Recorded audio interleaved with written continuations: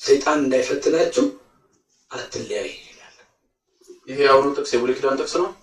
የአዲስ ኪዳን ሰለሞን የነበረው የት ነው? ብሉይ ኪዳን። ስለዚህ ሰለሞንን አመንዝሯል ማለት በብሉይ ኪዳን ከአንድ በላይ አታግቡ የሚል አንድ ጥቅስ አምጣልኝ። ይሄ ይኸውልህ ሙሉ መጽሐፍ ቅዱስ ምታም ከሆነ መጽሐፍ ቅዱስ ነው መጀመሪያ። ለምን ከአዲስ ኪዳንና ከብሉይ ኪዳን ሁለቱ አንድ ስለሆኑ። ለምን የኦሪቱን በአሁን ሰዓት በአዲስ ኪዳን ያለ ነው ዓመተ ምህረት የሚለው አሁን ዓመተ ኩነኔ የሚባለው አልፎ በአሁን ሰዓት ያለ ነው የአዲስ ኪዳን ነው። አዲስ ኪዳን እስካላመናችሁ ድረስ ልንስማማ አንችልም። እኔ ስለማመንና ስላላማመን አይደለም ያወራሁት። ጳውሎስ በተናገረበት ዘመን ሰለሞን እኮ አልነበረም አይደለም። ስለዚህ ሰለሞን አመንዝሯል ለማለት ሰለሞን ሕጉን ሲጥስ ማየት አለብን አይደለም። ሰለሞን ደግሞ በሕጉ ከአንድ በላይ አታግባ ብሎ መች ተከለከለ እኮ ነው ጥያቄው። ግልጽ ጥያቄ ነው።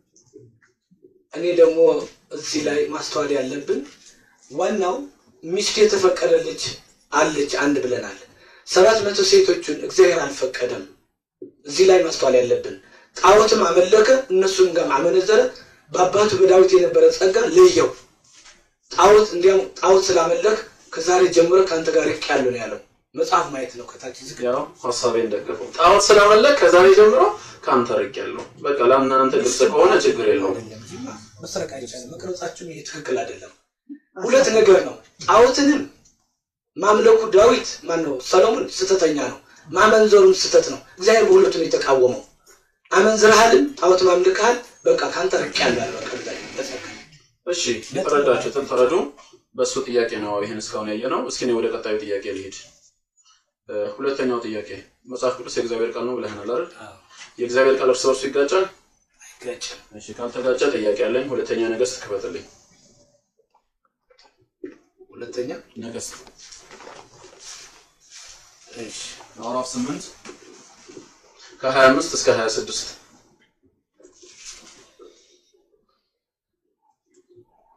እሺ አንተ አንበኩት። በሁለተኛ ነገሥት ምዕራፍ 8 ከቁጥር 25 እስከ 26 ምን ይላል? በእስራኤል ንጉሥ በአካብ ልጅ በኢዮራም በ12ኛው ዓመት የይሁዳ ንጉሥ የኢዮራም ልጅ አካዚያስ ነገሰ። መንገስ በጀመረ ጊዜ አካዚያስ የ22 ዓመት ጎልማሳ ነበረ። በኢየሩሳሌምም 1 ዓመት ነገሰ። እናቱም ጎቶሊያ የተባለች የእስራኤል ንጉሥ የዘንበሪ ልጅ ነበረች ይላል። አሁን እዚህ ጋር እንደተዝል የምፈልገው አካዚያስ መንገስ በጀመረ ጊዜ የስንት ዓመት ጎልማሳ ነበር? የ22 ዓመት ይላል። እሺ ሁለተኛ ዜና ደግሞ ክፈትልኝ። እዚህ ጋር 22 ይላል። እስቲ ሁለተኛ ዜና ነው። በዚህ መጀመሪያ ምን ለማለት ይጋጫል የሚል ጥያቄ ላነሳ ነው። አንድ ቦታ የተነገረው ሌላ ቦታ ከተነገረው ጋር ይጋጫል ነው። እንዴት ይጋጫል ለሚለው እዚህ ጋር በ22 ዓመት ነው መንገስ የጀመረው ይላል። እዝራ በጻፈው ዜና ላይ ደግሞ ሄደን እንየው እስኪ ምን እንደሚል። ሁለተኛ ዜና በዚህ ብቻ እንገባባ። አንድ ጥቅስ እኮ እንዴት ግጭት ይባላል? ግጭት ማለት እኮ ሁለት ጥቅስ ቀርቦ አይደል እርስ በርሱ ይጋጫል። ለምሳሌ ወንጌሎች 4 አይደሉም? ማርቆስ የጻፈው ከዮሐንስ ይጋጫል ብለኔ ማርቆስንም ዮሐንስንም መክፈት አለብኝ አይደል? እዚህ ጋር ደግሞ ሁለት ስለ አንድ አካዚያስ የተነገሩ ሁለት ዘገባዎች ተጋጭተዋል። አንደኛው ነገሥት ላይ ያየነው ነው፣ ሁለተኛው ዜና ላይ ያለ ነው። ግን ሁለቱንም ስናስተያየው ይጋጫል። እንየውና እስቲ እንየው። ሁለተኛ ዜና መጀመሪያ ይሄ በእስራኤል ንጉሥ በአካብ ልጅ በኢዮራም በ12ኛው ዓመት የይሁዳ ንጉሥ የኢዮራም ልጅ አካዚያስ ነገሰ። መንገስ በጀመረ ጊዜ አካዚያስ የ22 ዓመት ጎልማሳ ነበር ይላል። የስንት ዓመት? 22። ዜና ላይ ግን 22 አይልም ልልህ ነው። እስኪ እንየው ዜና ላይ ደግሞ ሁለተኛ ዜና 22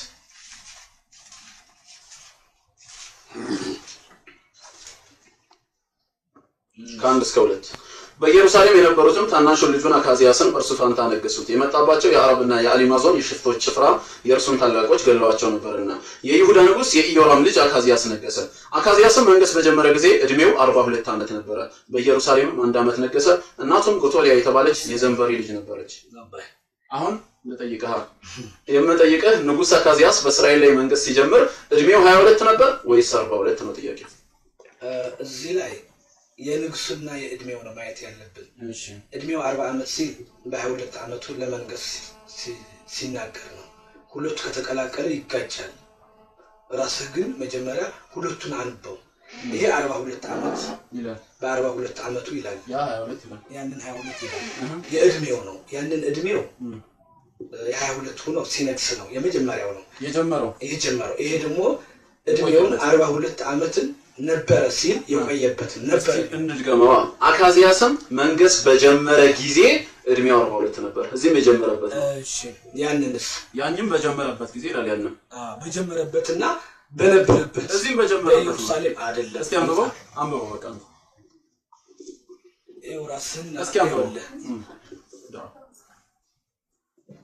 42 ዓመት የሚለው በኢየሩሳሌም 1 ዓመት ነገሰ የሚለው ይሄንን ቃል ማየት ያለበት ምን ይላል እኮ አካያስ መንገስ በጀመረ ጊዜ እድሜው በ42 ዓመት ነበር ይላል ምን ሲያረግ በኢየሩሳሌም 1 ዓመት ነገሰ አይደለም ይሄን አጣጣሙ እሺ ነው ምን አጣጣሙ አይደለም ይኸውልህ በነገሰ ሲል ነበር ለሚለው ሁለቱ አንቀላቀል የቱ ጋር ነው ነበር የሚለው በጀመረ ነው በነበረ ነው ይኸውልህ እኮ አካብ በነገሰ በጀመረ ጊዜ ይልና እድሜው 42 ዓመት ይላል በጀመረ መጀመሪያ አካያዝን መንገስ በጀመረ መንገስ ግልጽ ነው እዚህ ላይ ነው ፊደል ማየት ያለበት እድሜው 42 ዓመት ነበር ይላል ግልጽ ነው ይሄ ነው የሚለው ያንን ደግሞ የሚለው አውጣው እሺ ይሄው አውጥቻለሁ ያንን ላምበው